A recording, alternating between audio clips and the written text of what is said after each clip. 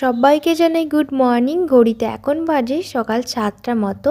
আর এই দেখো বাইরের ওয়েদারটা। আর এই গাছগুলো আমি কিছুদিন আগে লাগিয়েছিলাম, খুব সুন্দর ফুলও দিচ্ছে।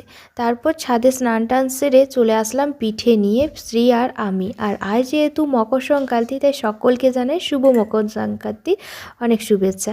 তারপর চলে আসলাম নিচে। আর তোমাদের আমার নতুন রুমটা দেখানো হয়নি, তো এই দেখো এটা হচ্ছে আমার উপরে যে উপরতলাটা বানানো চলছিল, কাজ চলছিল, তো সেটাই আর কি। তো কেমন রুমটা হয়েছে অবশ্যই কমেন্টে জানিও। তারপরে চলে আসলো দাদা আর বৌদি। তো বৌদি যেহেতু কেক বানায়, তাই স্ত্রীর জন্য একটা ছোট্ট মতো কেক বানিয়েছে, আর খুব সুন্দর ডিজাইনটা করেছে। তোমরাও জানিও কেমন হয়েছে। এখানে ভাই বোন মিলে দুজনে কেক কাটিংয়ের জন্য বসে পড়েছে, যেহেতু কেকটা এনেছে কাটিং তো করতে হবে, তো সেই জন্য। আর এটা বৌদি নিজের হাতে বানিয়েছে। তোমাদের কেমন লেগেছে অবশ্যই জানিও কেকটা দেখে। আর আমার তো খেয়ে ভীষণ ভালো লেগেছে। চলো আজকের মতো